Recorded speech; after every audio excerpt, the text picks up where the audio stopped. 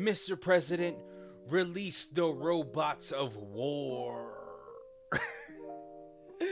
What's going on, guys? It's Barry here with the Scryguys, and today we're here with another $100 deck tech. And today we're going to be talking about the man, Mr. House, President and CEO. We're looking at Mardu colors, legendary artifact creature, human. Whenever you roll a 4 or higher, create a 3/3 colorless robot artifact creature token. If you roll a 6 or higher, instead create that token plus a treasure token. It also has an ability for tap, roll a 6-sided die plus an additional 6-sided die for each mana from treasures spent to activate this ability. Really cool commander. It's a really fun one that I was really looking forward to. It's cool. It has a bunch of abilities, and I love that it doesn't specify that it has to be a 6-sided die that has to be rolled. It just says whenever you roll any type of dice. And so let's look into the cards that we're gonna put into this deck, and better believe it, it's gonna be a lot of just fun, goofy cards. I don't know how often this deck will win, but I know you'll have a lot of fun piloting it. Let's look at things that's going to take advantage of the dice rolling first. We have Will, Blade of Frontiers, 1 in the red, legendary creature, human warlock. If you would roll 1 or more dice, instead roll that many dice plus 1 and ignore the lowest roll. Whenever you roll 1 or more dice, put a +1/+1 on it, and then you can choose a background. Really cool. It is, I guess, a replacement for Crack's Other Thumb. Talk to your play group, see if you can put Crack's Other Thumb into the deck. But if you can, or if you're just playing at an LGS that doesn't really allow that sort of thing, then Will, Blade of Frontiers is a great replacement for that, because it's going to trigger off both rolls. So if we roll anything 4 or higher, we're at least gonna get the 3/3, or we're gonna get the 3/3 plus treasures. It can get out of hand pretty fast. We have a couple of things in here that can make copies of Will as well. You'll see it in another slide, that if we have multiple copies or just multiple copies of it, we're gonna roll so much dice. We're gonna add so much time to this game. Next, we got Brazen Dwarf, 1 in the red. Whenever you roll 1 or more dice, Brazen Dwarf deals 1 damage to each opponent. Super cool. A very like gutter snipe type of effect, except it's just with dice rolling. It's a 1/3, pretty healthy body. Doesn't die to a shock. It will die to a bolt though. But it's also nice. If we are able to set up our board enough, we're going to be rolling so much dice that we could hopefully do at least 5 to 6 damage to the table before our turn ends. Maybe even more than that. Who knows? And then we have Barbarian class, which is another way for us to roll multiple dice at the same time. It is a 1 red enchantment class. If you would roll 1 or more dice, instead of roll that many +1, ignore the lowest roll, and then you can level it up. Whenever you roll 1 or more dice, target creature gets +2/+2 and gains menace, and then level it up to level 3, and all creatures you control have haste. But we're really just here for the first portion of this class enchantment. Go to move on. We have Ali Boo, Ancient Witness. Now these cards are going to be able to take advantage of all the 3/3s that we're going to be making. Ali Boo gives other artifact creatures you control have haste, and then on the second portion, whenever 1 or more artifact creature you control attack, Ali Boo Witness deals X damage to any target, and you scry X, where X is the number of tapped artifacts you control. So we do have a healthy amount of artifacts in this deck list. Go ahead and make sure to check out the Archideck link for that. But this thing can deal so much damage. If we have multiple robots onto the battlefield, it's gonna check each one, or no, not each one. It's just gonna check one, and it's gonna dome out. At least you're hoping to deal 8 to 10 damage to somebody. And it's just nice that it gives all of our artifact creatures haste. Next we got Cyberman Patrol. I don't know if I'm saying that. Cyberman Patrol. 2 mana artifact creature, Cyberman.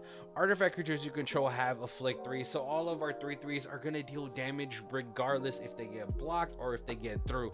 It's almost acting like a pseudo unblockable. A lot of people are gonna want to block though, and take the 3 to the dome, because they don't want more robots sticking onto the battlefield. So either way, you're gonna get damage through. And if we can get enough of our robots onto the battlefield, or even just our other artifact creatures, then we might be able to go ahead and steal this game away from people.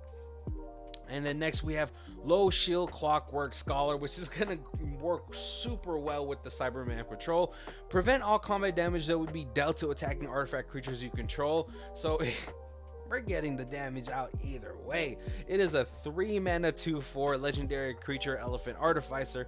And it also has whenever one or more artifact creatures and enter the battlefield under your control, draw a card. This ability triggers only once each turn. So if we roll a dice with Mr. House out into the battlefield, we make a 3/3, and then with Lost Shield out, we're gonna go ahead and draw a card.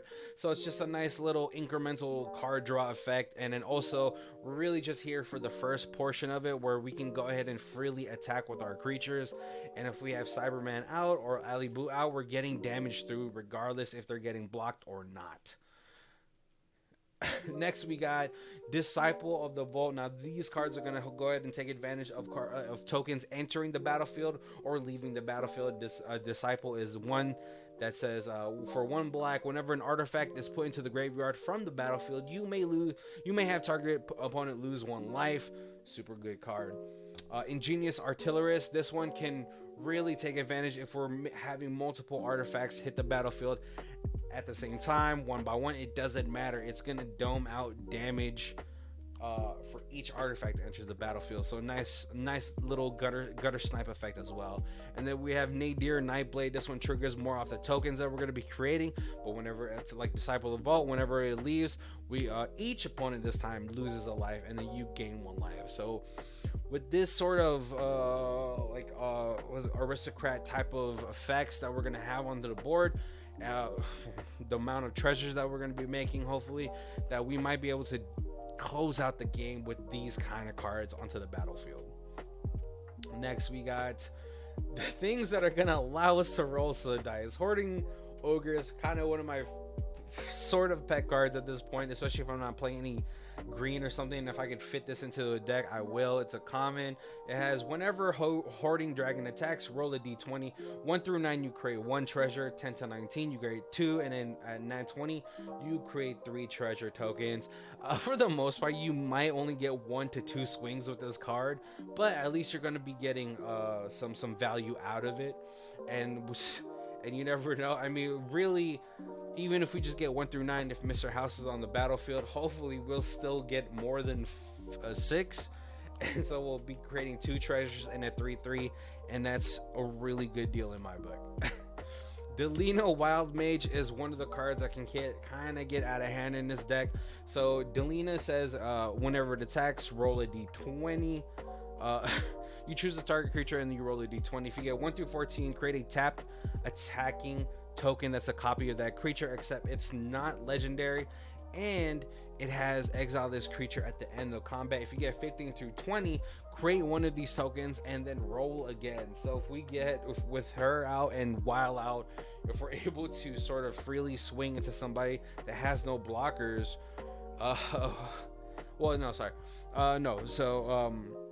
I'm not sure if that's how it works. I still have to look at the rules for this.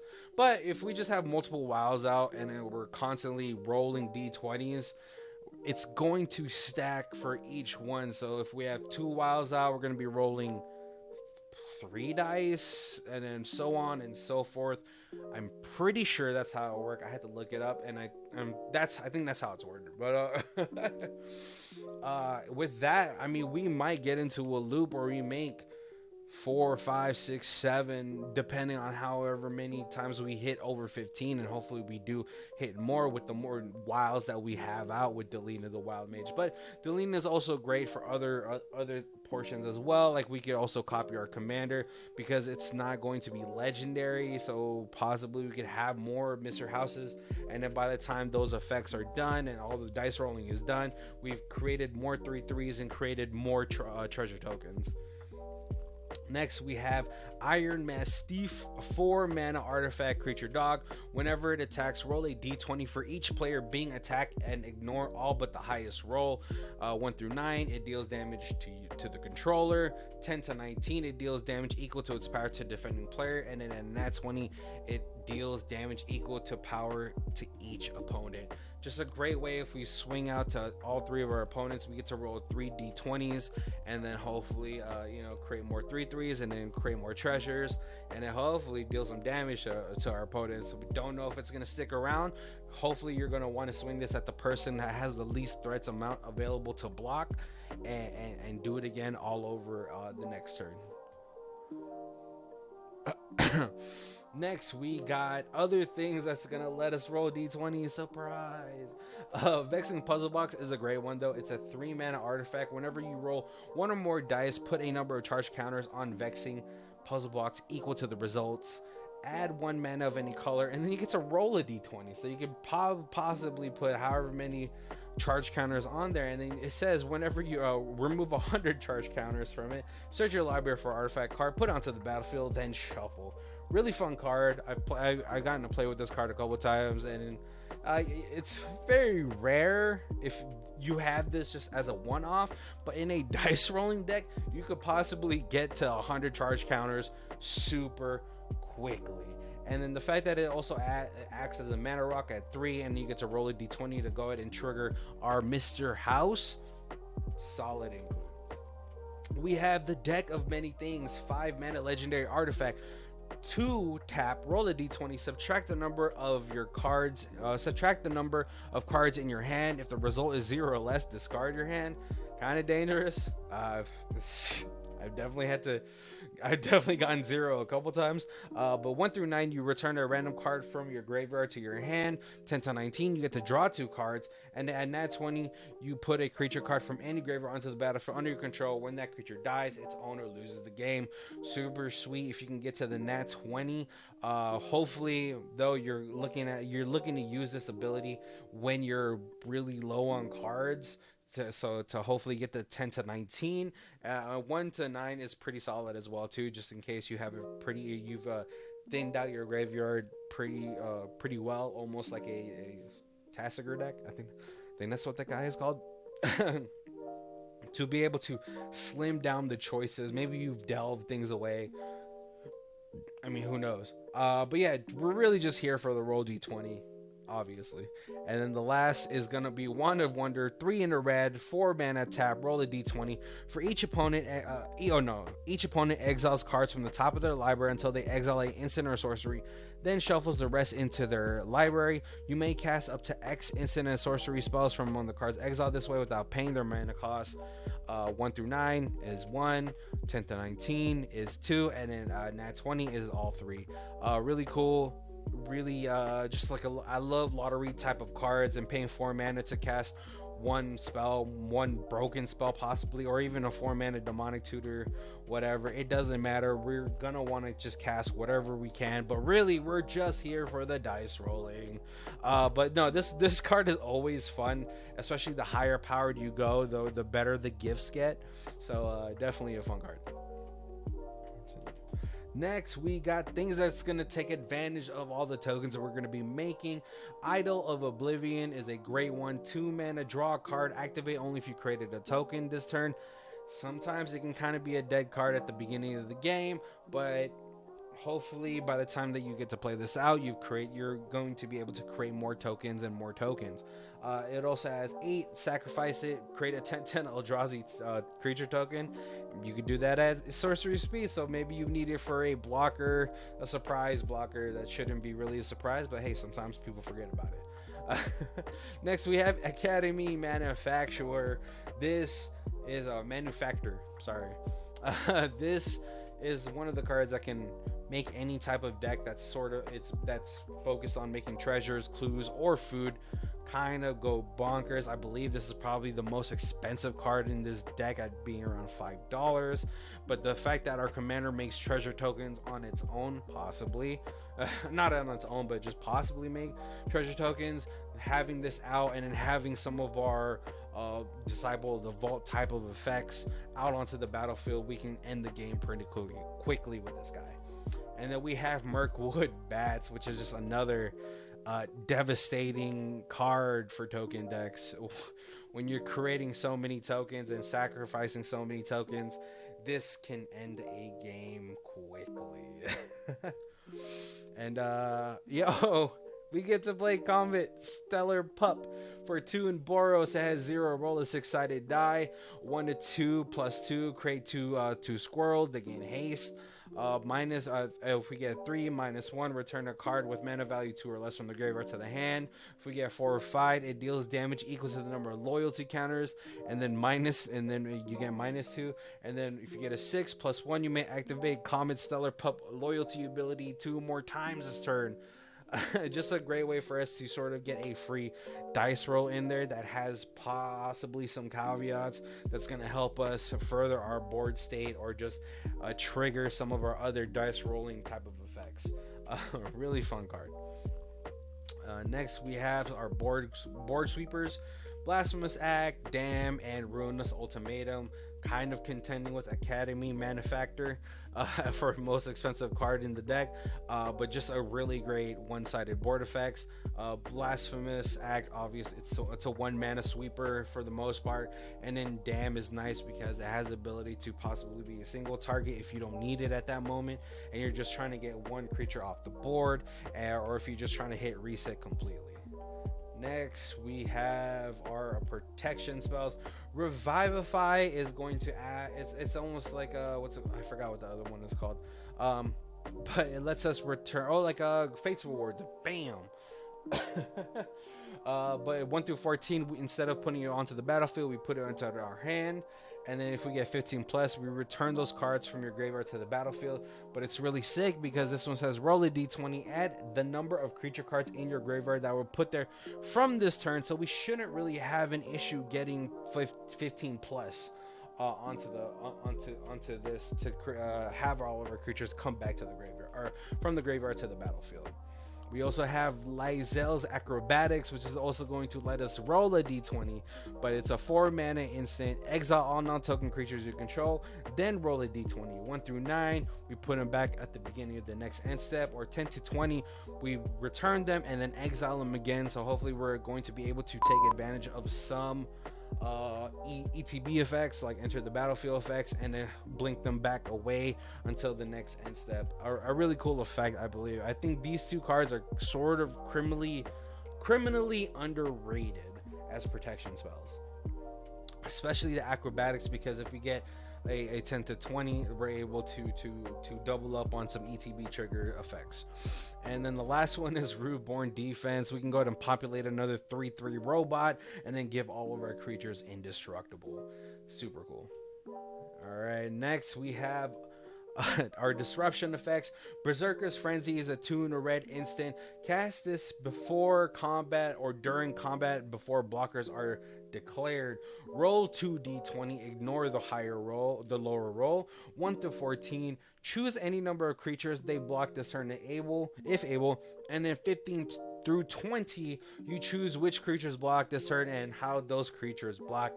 Super disruptive during the combat step, and possibly could be super detrimental to our other opponents. We have Contraband Livestock, 1 in a white. Exile target creature, then roll a d20. So instead of, it's 1 more than Source of Plowshare and Path to Exile, but we really want to have as many ways to roll dice in this deck. And then for them, they possibly get a 4/4, a 2/2, or a 0/1. Things that's not really going to benefit them too much more than whatever you're going to be exiling. And then you could possibly get a 3/3 and a treasure on top of that. I think it's doing a lot. And then we have Will's Reversal, 2 in a red instant.